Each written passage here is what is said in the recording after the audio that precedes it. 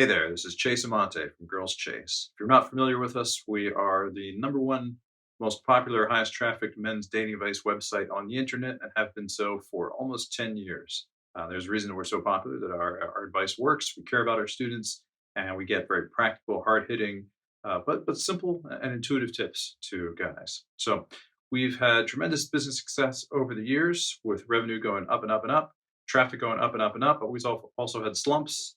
We're in the midst of a recovery right now. We've had some downs and ups and recoveries bouncing back. And this video is a quick tip about some of the things I've learned along the way and 5 of the things that I wished that I had known before I got into all this. So number 1 is as a business owner or founder or a CEO, you're going to have a ton of different opportunities, things that you can work on.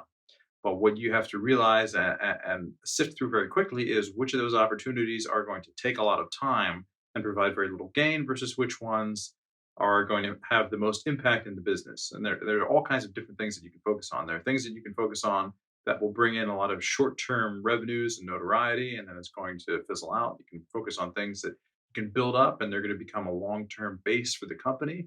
You can focus on things that are kind of pie in the sky and you hope that they're going to work out and you dump a lot of time and effort and money into them and then they don't work out at all and you've squandered a lot of time. You have to be very judicious about how you use your time and you have to realize that not every great idea you have is going to become an explosive idea. So be very careful about it and make sure that you're finding metrics along the way so that you can measure the potential of an idea before you invest huge ungodly amounts of time in it and find out that maybe it's one of those things that didn't work out so well. Number 2, so employees that are excellent, but slow employees can be dangerous employees if you don't know to look for that.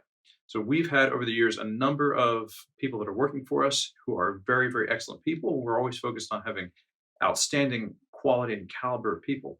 But one of the things that we've noticed over the years, and I have only figured out myself through experience in hiring enough people, is that you can have people who are very good and very fast, and you can have people who are very good and very slow because they're perfectionists.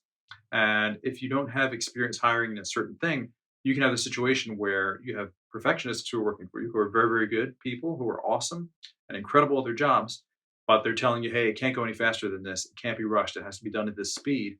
And if you don't have experience hiring for that role, you may think, okay, well, I guess that's what that's the price of quality. It's got to take a long time. Many things, if you start to hire more for that role, you will discover that things that you thought needed to take a long time to reach a certain level of quality actually don't. And a lot of times it's based on who are you hiring and is this person able to do a good job and do it quickly. Some people are much, much faster than others. So with any role, especially if it's one that you will be doing a lot of work in and it's going to take up a lot of your time and focus, make sure that you're testing out different people and getting a really good idea about how fast a good employee can work in that space. Because there are some providers that are going to be a lot faster than others while still maintaining good quality. And you got to know that you can achieve that rather than spending a huge amount of time on things that with people that are a little bit slower than they could be. So the third thing that I wish that I knew before I got started in this was that you can learn almost any skill in the business and learn it to a high degree if you give yourself a daily mission or quest to go on, where you're going to work on that one thing every single day and try and get better on it every time you work on it. So, for example, for a long time, we outsourced our advertising because it was something that I personally did not want to deal with, and we didn't have anyone on the team that was good at advertising or that I felt could handle that. So we would hire different agencies to help us with Facebook, YouTube, Google marketing, and try out these different people. And sometimes they would have some good ideas, and usually nothing would come that much of it. And most of the times that we had successful campaigns were when the person or the agency would come to me and say, "Hey, we need these kinds of ads, we need these kinds of pages," and then I would design them myself, or I'd draw up the specs for them and have someone else do them. And so over the years, we looked at it and we said, most of the success that we've had advertising comes from stuff that we designed in house, and then we just had these advertisers just put the pieces together. And we had some trouble where we hadn't had any successful advertising campaigns for about a year. So I said to myself, you know what, I'm gonna start this project of I'm just gonna do at least one new ad per day, and I'll focus on learning something new every time I do another ad. And within 30 days, we had successful advertising campaigns up and running again. We had customers streaming in. Revenues had recovered substantially based on almost to where they were a year and a half earlier, where we hadn't we hadn't had successful advertising in quite a while. And what I discovered was just by focusing on it once a day on this one area that we were weak at and needed to get better, we could improve rapidly and see a lot of gains. So number four is that a lot of metrics are vanity metrics. So I can tell you personally, as a guy running a website, that we've seen go from 500 visits a month to 1,000 visits a month, 2,500 visits a month, to 5,000 to 10,000 to 100,000 to a million visits a month, and then back down again, 500 to 200 to back up to 500 to back up to a million, back down again. What we see, and we've seen this consistently, we've measured it, is that as our traffic, a lot of our traffic is coming from search engines, as our traffic fluctuates like this, sales often don't have too much of a difference. So we can, what we're seeing now, our traffic got slashed by Google. They did some updates, and we haven't updated the site in a long time, and it looks kind of older. And so we're working on that. We got a new theme coming out soon. We're also changing the way we do some of our content to fix some of our search engine stuff. But what we've seen is that as our traffic went from 1.2 million visits a month, which is where it was about a year and a half ago, down to maybe 150,000 to 200,000 visits a month, we have seen that our sales have stayed steady. They haven't dropped. And we've seen it before in the past too, when we've had sudden traffic spikes where we're getting 300, 400,000 more people per month come to the website. Sales don't change. Sometimes sales go down. And it becomes this thing where you're looking at the number of people come to the website, and it becomes this vanity metric of, man, we've got the biggest site. We've got a million visitors a month coming in. We got 1.2 million visitors coming in. And then it starts dropping, goes down to 800,000, down to 500,000, down to 300,000. And you're looking at that, and it never feels good to have a falling metric because it feels like you're falling behind. But to a certain extent, these things are not necessarily tied. And if you're getting beyond a certain amount of traffic, a lot of times that means you're getting the most qualified people. And the people that you're getting beyond that are less and less qualified as you get more and more people. So be careful of vanity metrics. We still care about search traffic and overall website traffic, social media traffic. We want more traffic coming to the site, and we're working on that too. But the most important thing is always going to be, who are your customers? Are you selling them to them successfully? Do you have the products and offers that they want? And are they paying enough for them that offer or that line of work is worth your while?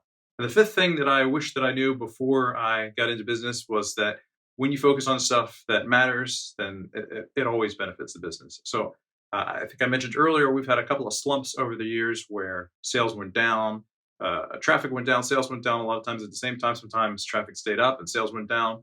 And we see these slumps, and as the business owner, it can be kind of depressing because you feel like, man, we've been growing, growing, growing, and suddenly we're seeing this retrenchment where everything goes back.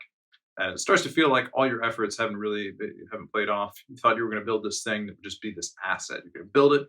It's sustainable. It's just going to stay there, and you can just keep building it up, and it's never going to go down. But the fact is that all kinds of things will happen. The business will go down. Sometimes you have been less attentive than you should have been, perhaps. That's certainly happened with me a few times. And the business goes down while you're not paying as much attention to it.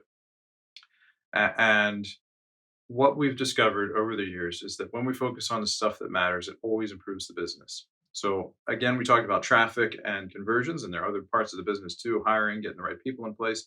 So I can tell you, over the years, I focused on all kinds of different projects. Sometimes we have a traffic project where we're trying to get our traffic higher and higher. Sometimes we have a systems project where we're taking things that we do within the business and systematizing it, getting new people into smaller, simpler roles where they can just follow a certain part of the system. That way it's not one guy that has to manage everything, but it's a team of people that can manage it. Sometimes we focus on conversions, where we're focused on getting more people that come to our site and our properties to turn into customers. And what we found that whatever we focus on, once we really focus our energies on it, we improve on it.